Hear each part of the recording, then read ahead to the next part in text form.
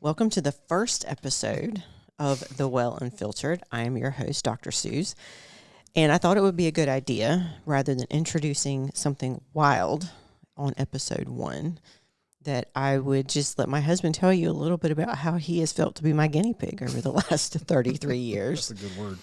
And give you a little insight into natural living and some of the topics that we're going to cover here on the Well Unfiltered. So it's meant to not really ascribe to the normal podcast topics. I like to go off track a little every now and then. Hence unfiltered. Unfiltered, yes. I don't want to go down conspiracy rabbit holes on the first episode, but we might cover a couple at some point. Yeah, for sure. My favorite things to talk about. I know, right? So I'm going to ask you a couple questions, and you can just give your unvarnished thoughts, if you will. So when we first met, what was your first indication that I might have some natural tendencies that were a little weird? Oh, my goodness.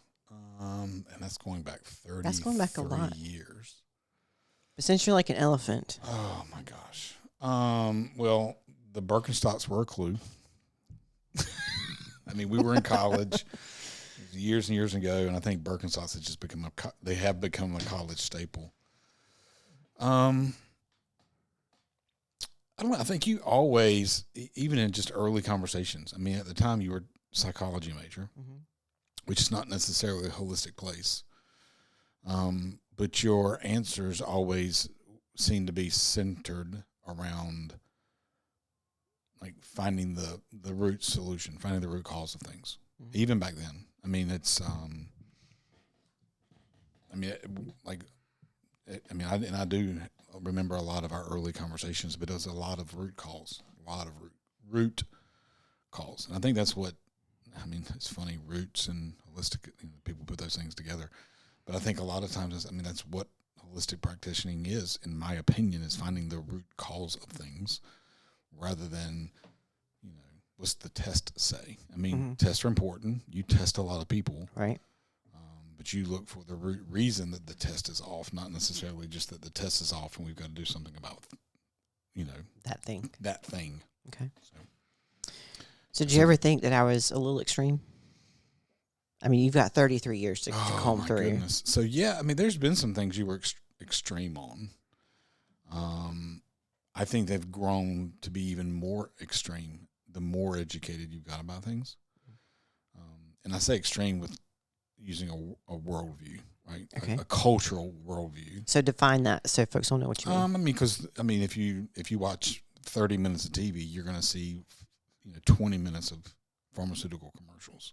Probably. And as we've raised our children, if you remember, life got lifing, but you made a lot of Avery's baby food when she was born. And that goes back 25 years. So that's a long time ago. That was not the norm back then. Right. It was buy it in a jar, feed your kid. And that's not the approach we took in the beginning. It was a lot of what's the best natural way to feed our kid. Even made some of our clothes. So, there's a lot of, I think people call it crunchy stuff now, but there's a lot of granola stuff even back then. But again, that seems to be extreme, but with good reason, you know. We look back now and recognize the fact that, hey, some of the foods that are made for kids are absolutely horrible. Complete trash. Absolutely. And we've been an ingredient home, pretty much our whole life, because you've always been someone who cooked. Right.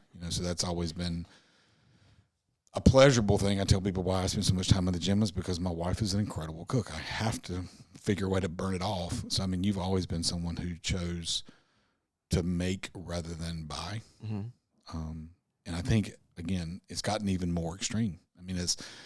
I think about when Shelby was doing 75 hard and we were working and training for 29 to 29, like lots of different diets in the home at one time. Right. But you tried to meet everybody's need based on the diet they were trying to achieve. So, I think as you've gotten more educated, maybe it's gotten from a cultural view to be more extreme, and none of it's rooted in pharmaceuticals. Right. So speaking of crunchy things, what's the crunchiest thing I've ever asked you to try? Oh, my goodness. Okay, so let me set the stage as you're thinking. Okay. So when I met you, you were an incredibly picky eater. Yeah. Very picky eater. Picky and boring. Yes. Yeah. Yes. Yeah, picky and boring. So if food is coming to your head, I just wanted to preface that for the listeners, because anything I think would have been an extreme crunchy thing to ask you to try early on when it comes to food. Yeah. But no, in all seriousness, what's the crunchiest thing I've asked you to try? Man. Oh my God, that's a long list. Give me your top 5. Well, I mean, there's so many things. Like, in the last, and I don't. And the thing is, sometimes I don't know the words of them. I just tell you how I'm feeling, and you say, "Hey, take this." Right? Take this and trust me. Usually, it's horribly nasty and does not taste well. But I mean, no quote unquote medicine is ever good in flavor. Mm-hmm. I think a lot of it's been like in tinctures and things like that that you've asked me to do that would not have been on my agenda 33 years ago, and are now part of the daily. Right. But it's because I've seen the benefit and the end result of them. I'll use Dad as an example. I mean, he was, I consider over medicated, having lots of issues. I mean, he's 2-time cancer survivor. He's had stents in his heart. He's had a stroke. I mean, there's all these things. And when you look at his pharmaceutical content now, it's very limited. Very, very limited. Mm-hmm. If you look at his supplemental content now, it's high. Mm-hmm. But he also keeps a watch on everything, and he knows the benefit. And he's like, "Yeah, I'm sold. I see it. It's happened." I don't know if that's a good answer. Because there's been a lot. I don't want to go to food because now we have become joint foodies. Like, I like weird things. That thing you sent me on Instagram yesterday, I have no interest in trying. Me either. So it's fair. But I mean, you've helped me expand the thought of what good food could be. Mm-hmm. And I mean good in how it tastes as well as good in what it does. Right. So, I would think once you got really deep in, after you got your PhD, there's been a lot more things put in front of me with no explanation other than, hey, trust me. So I'd love to give you a better answer, but I don't know. Sometimes I literally don't know what you're giving me. There's lots of trust in that. The greens powder in the morning is probably the most entertaining for me. Lord have mercy. That's horrible. I think it's what you're mixing it with. So I gave Mason his stuff this morning, right? Mm-hmm. The stuff that you've given him as an antiviral. And he's just like, "Oh my God, I got to do it again." I said, "You got to do this through Sunday." And I said, "Dude, I promise you it's not as bad as my greens." He might be willing to argue that point with you. Yeah, it's terrible. Oh my gosh, it makes me want to vomit every time. It's really not that bad. It's just what he's mixing it with. Sure. I promise. Okay. What do you think your friends and family say about how we live our lifestyle? I think if they're new friends to us, that it seems odd. Mm-hmm. I think family's been around us long enough now that they just embrace the crazy. Well, they've embraced it because you look at Mom, like she comes to you for a lot of products.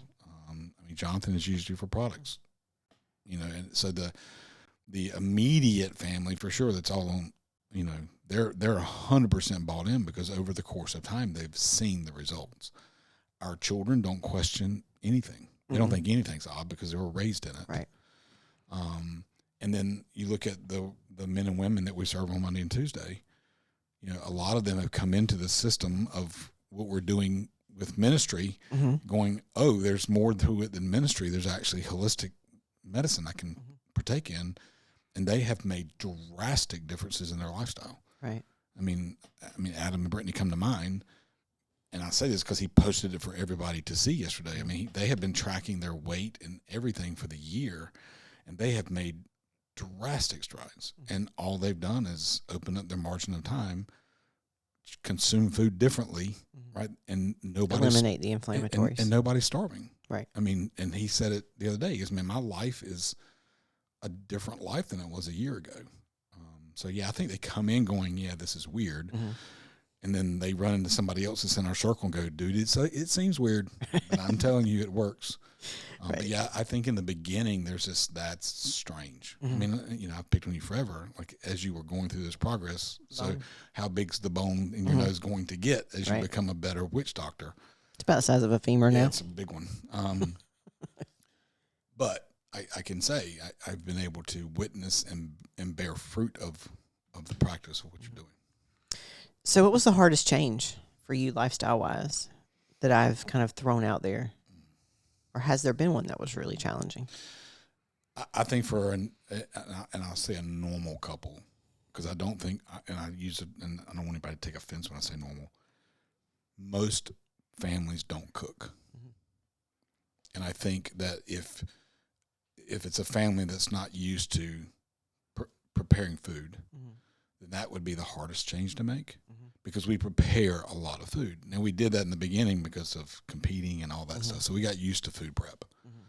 So it was something that naturally it wasn't a shift for us other than the results we were seeking.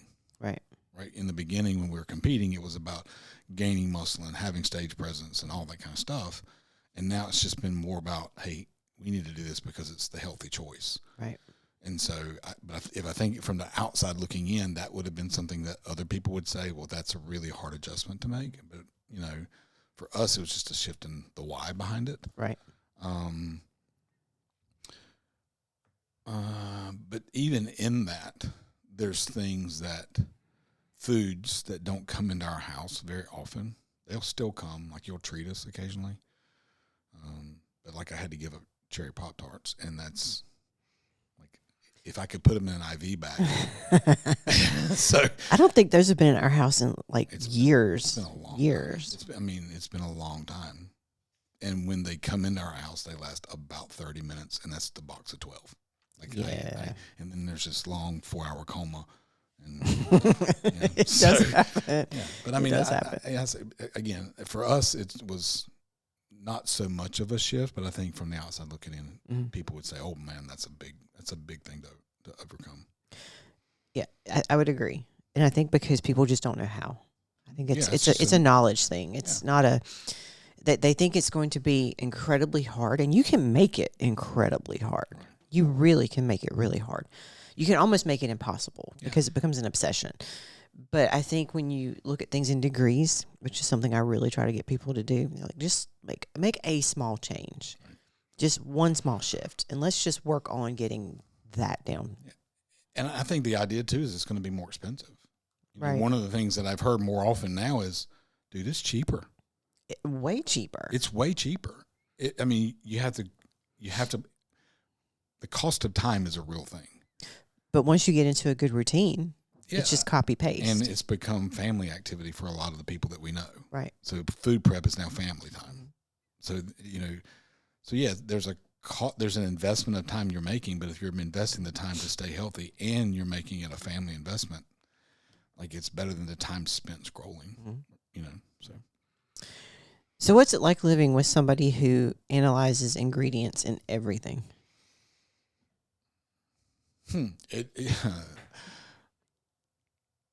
Yes, you do. And the first word that comes to my mind is reassuring, because I don't have to. I don't ever have to think about it. Right. I know how to read labels. I know how to read ingredient list. So if I had to, something happened to you, I could, but I don't have to. Right. And it gives me a lot of comfort in what I'm grabbing to eat and throw in my body. Mm-hmm. An older gentleman who's been a customer of ours forever just kind of popped in this morning, and his question was, how do you stay so healthy? And in reality, if you look at our gym activity, now that we're training for 29 and 29, it's a little different. Mm-hmm. But in the last year, there's probably been, in my life, less gym activity than in the last 30 years of my life. Mm-hmm. And I said, well, it really just, it's based on now a good foundation, and I just feed it well. So and I feed it well because I don't have to think, because what comes into the house has been analyzed already. Right. So it makes my weight lift way, way less. Mm-hmm. Way, way less. Mm-hmm. there are so many apps on the market now too that you can just scan barcodes and it'll tell you, like on a scale of 1 to 10, whether or not you should actually put it back on the shelf or take it home with you.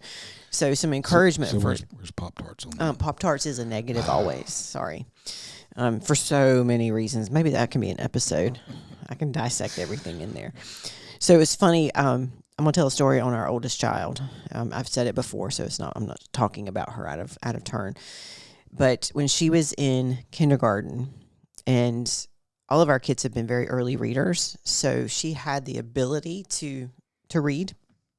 So I wasn't asking her to do something impossible. But a lot of kids in her class for snack time would bring Lunchables. And she wanted to be like all the other kids. And our kids have always taken their lunch to school. So from day one. Even in preschool. Even in preschool. Right. So she came home and, she was like, I really want to do this. And I was like, okay, well, we'll talk about it next time we're shopping. Because I did honestly, until they all got old enough to drive themselves, we just kind of carried them around like luggage. They went everywhere we went. So shopping with them was not anything new. And so we went to the refrigerated section. She picked out the one that she thought she would want the most. And then here's where Mom ruined it for her. I told her to flip it over. I said, now, this is awful. I was like, now, if you can read each of those ingredients to me and tell me what they are, you can have it. Well, we only got to the second one. And she was just like, Mommy, I can't even say it. And I was like, then you can't have it. Not to be mean, but if you don't know what it is, then you certainly shouldn't be consuming it. And I wanted that to be like a lesson, right. Like learn early that you need to be mindful. And to add to that story, like what's always come into our house when it comes to peanut butter has been peanuts and salt. Right.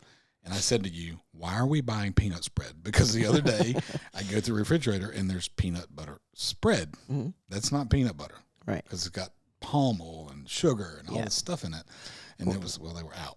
They were out. And we also have a 105-pound bougie, picky dog who has to take medication every day. And he will eat the peanut butter spread. And he will eat the peanut butter so we can get his joint supplements in him. Absolutely. Bless him. Yeah. Bless him. So what's the funniest thing I've ever said about toxins or ingredients? Because I'm pretty raw about how I feel about those things. The story you just shared is a funny story. I mean, if people are listening to that, they're going to go, "Oh, that's what number one is bright and brilliant to do it." I think when we found out about what natural flavoring, I think it's specifically strawberry, natural strawberry. Isn't it this natural? I think it is.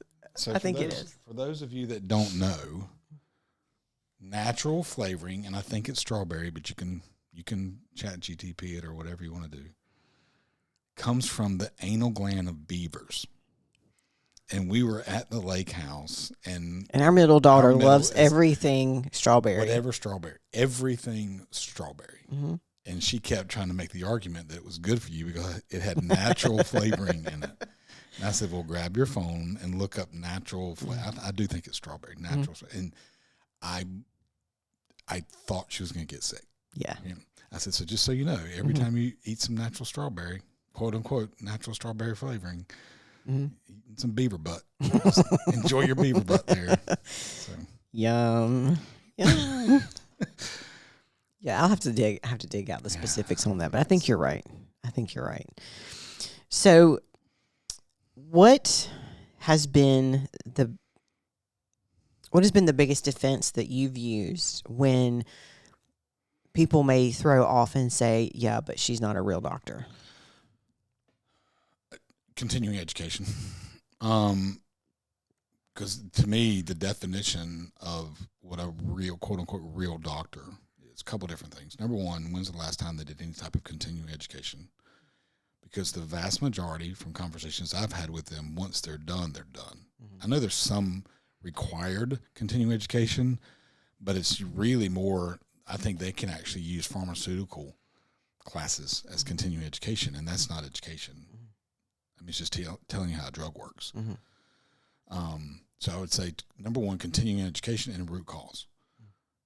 I from what I have said before, I believe veterinarians sometimes, and there's going to be a lot of doctors that hear this take offense. I think veterinarians do a better job of solving problems for their patients because they can't talk than doctors do. So and to your point, a cat or a dog, horse, cow, whatever it is that a veterinarian's having to see, cannot tell you what they're going through, right? Some owner has noticed something that's not normal, and they carry it to a veterinarian. Right. And if you just use that same analogy, how often does the doctor even try to figure out what's wrong other than you come in with these 5 symptoms and there's automatically this diagnosis and automatically this prescription? And I think they're never trying to find root. They don't try to find root cause. I'll say, and you said it, my general practitioner that I have, he wants to get to root cause of everything. It's interesting because you told me I wouldn't like him, and our first interaction was not good, but we have since grown to appreciate one another. But he tries to find root cause. And I think that if I was going to say to someone, what is a real doctor? Are they looking to find the best prescription based on your top 3 symptoms and some blood work? Or are they really trying to dive in and go, what's the root cause of this? What's your activity level? What's your diet look like? What's your hydration look like? Like all the things around it. Because those tell more than any small amount of blood work will tell. So yeah, it's. I think our perception of, and I'm going to use this in air quotes, real doctor, is shifted dramatically over the last 150 years, give or take. If you are a MD, medical doctor, you have had one course of training that required certain things. If you are an ND, naturopathic doctor, like I am, that is a separate and different course of training, but no less training. Right. So it depends on where you need to be, I think, from where I sit. If you've broken your leg, you need an MD. If you need to have your gallbladder out, you need a surgeon, you need an MD. If you're having frequent recurring migraines and you don't know why and you've tried all the things, it might not be a bad idea to come see me, because we're going to look outside of that medical box and look at all the other factors. That's where the holistic care comes in. So I think it's shifting. I think we've talked about it. The shift has been made over the last probably 10 years where people are ready and willing to kind of come outside of the traditional system and look for options and alternatives. Because what I tell people all the time, I'm like, you need to understand that time is going to pass regardless. You're going to have to spend money on something regardless. Why not give it a shot and just kind of see? And it's funny, I think a lot of times when people hear a naturopathic doctor, they think that you're just anti-medical. Right. We both have medical doctors. Yes. That we go to regularly to solve problems, right? And I go mine, he wants to see me once a quarter. Same. Yeah. And so, I don't ever deny that.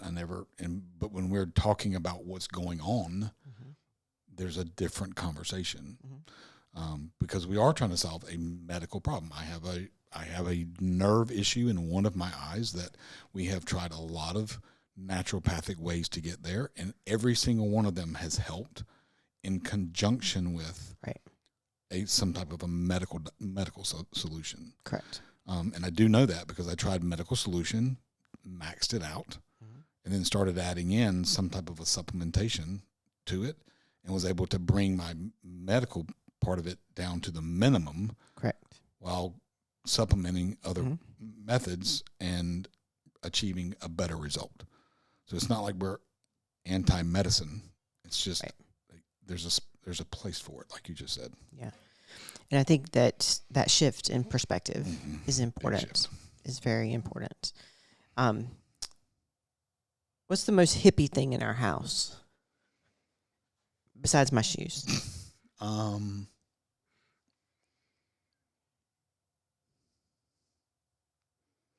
That's a great question. Because our house is full of plants. None of them to be used for any type of. Some of them are medicinal, but not in the way you're meaning. Yeah, We don't have a hydroponic plant grower in our house because we're in North Carolina. Man, that's a great question. I think it's the way you freshen our home. Like, that's what hits me.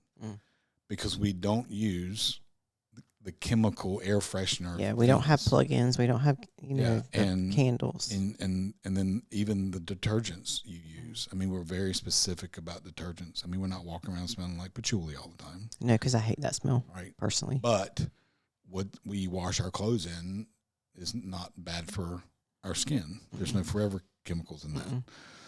So I think the way that you keep the home fresh smelling, right? Because everybody loves to have a house that smells a certain way. And even that for us is something that's not going to be a detriment. So, okay. And to that point, I mean, I think when people use the word hippie, so I'll use it too. I think incense is what a lot of people see there. There's no incense in our house because you're like, yeah, we're not burning stuff and making smoke. Nope, that's not good for you either. So it's not good for you. So I mean, it's even one step beyond it. Yeah. So it's in case anybody's wondering, it has to do with tea tree. Yeah. So what's one thing you still think is weird after 33 years of living with the lady who wants to do things opposite of everybody else? Man, I've been indoctrinated because nothing seems weird. Mission accomplished. Yeah. I mean, really, nothing seems weird to me anymore. Like it, I mean, I would say, like, from the outside looking in, I think a lot of people look at the way that we treat fever and see it as being irresponsible.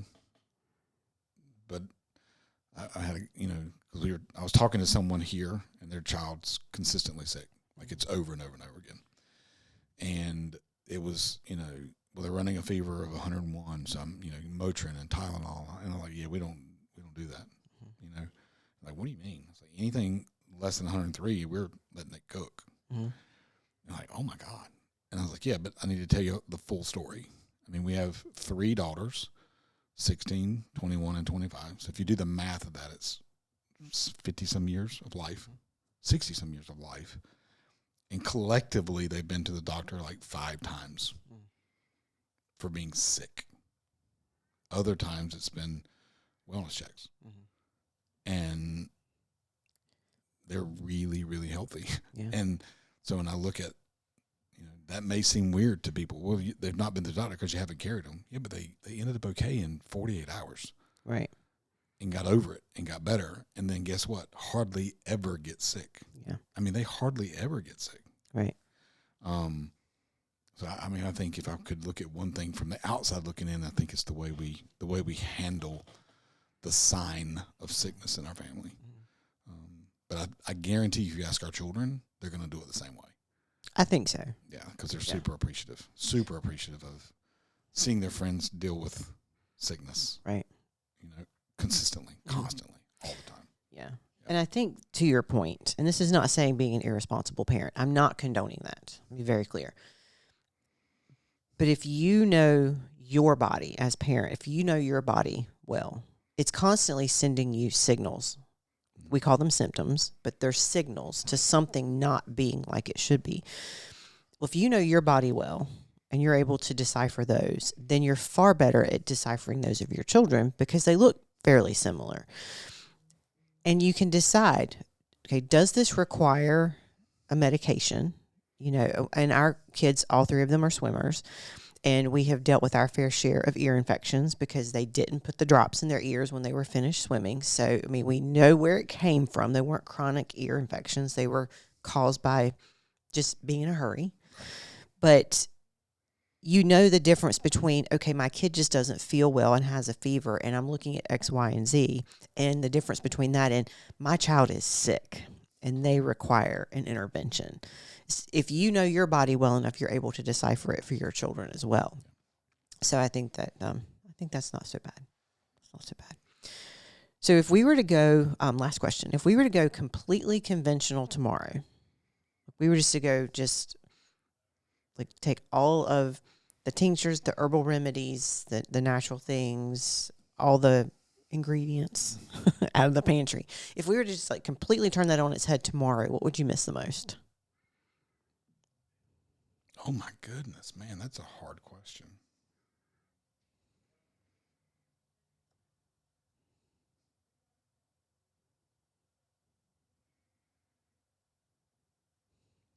I don't know. I'm thinking a lot because I'm trying to figure out. I think what I would miss the most is security. Mm. That's a weird answer.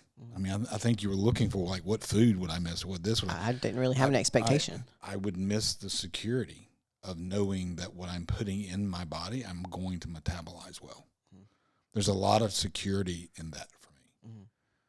I mean, my family has a history of heart disease on one side and mind disease on the other, right? So a lot of what we have done is to say, hey, how can we ward those off? I don't know that we'll be ever like we'll be able to completely I can't say, right, I'm not there, that those won't happen, but we're doing everything we can to stave those off, you know. So there's a lot of security in that for me, that what I'm putting in my body is not going to cause me to have a cognitive issue in 20 years or a heart issue in 5 years. Like there's like, it feels good to know that what I'm eating and consuming, you know, is not adding to something that genetically I'm predisposed to. So if I was going to say there's one thing I'm going to miss, it would be the security of that. Okay. There's a lot of comfort. I mean, we seek discomfort all the time. Right. Sometimes it's very uncomfortable. It's how we get those comforts. But it doesn't change the fact that it provides me with a lot of peace. So. Okay, so I lied. I have one more question. If you were to describe to somebody what it would be like, because you're essentially a client. I mean, you're my husband, but essentially you are a client as well, because I am the highest paying client you have, for sure. I would that say was a dig. Yeah, that was definitely a dig. Thank you so much for that. I'm relatively inexpensive in the whole, but anyway, if you were to describe to someone, and I say you were a client, but I know you're not, but if you were to describe to someone what it's like to work with me, what words would you use to describe that relationship, that process, that hoped for outcome, like just kind of encompassing all of those areas? How would you describe that to someone? Intentional. Like it feels very intentional. Like, I mean, and I'm going to say, I mean, I am your husband, and you said it, but by being that and in that space, when I come to you and say, this is what's going on, like, you approach it as if I'm a client, for sure. You can't help it. You know, I mean, if you had a car question, I'm going to approach it as the car guy. So I would think the intentionality is what's the most comforting. Intentionality, and then there's a definite sense of knowledge. Like I because I have been on this road with you and this journey with you for 33 years of our life, I have been able to see the fruit of it compound. So having that in my back pocket, you know, knowing that there's true wisdom in what you're telling me, there's wisdom in the path you're asking me to go down, there's a depth of knowledge and understanding of how things work. There's a knowledge and understanding of what I'm faced with and genetically and what I'm trying to stay away from. So everything's hyper intentional. You know, when you first started down this journey, your website, your business is called Personalized Solutions. And that sets you apart from everybody at that time, because everybody that went down some type of a coaching path or whatever was almost cookie cutter. Yes. The solution was almost cookie cutter. Eat this much protein, eat this much rice. I mean, it's always just cookie. And you didn't approach it that way. Every single client got something that was absolutely personalized to them. Personalized workout plan, personalized food plan, personalized resting plan, like posing, like everything was personalized. And I think you've taken that idea into this space. Everybody's a human and an individual, and they're facing a different thing. So there's tons of intentionality in that, and you understand what the end result I'm looking for is. All right. Well, I hope that as you've listened, you've been entertained at the very minimum. And that now you have a little better insight into who's going to be giving you information in the next coming episodes. So I think maybe we'll go down the rabbit trail of trends, what's trendy, and why that's bad. Yeah. That's a lot of episodes because there's a new trend every 3 days. There is, but we'll just hit the highlights. I think that might be where we start because that's what I get a lot of questions on. So thank you for listening. Again, first episode here, so please come back. And if you liked it, tell me. If you didn't like it, also tell me, but be kind. And we'll see you next time.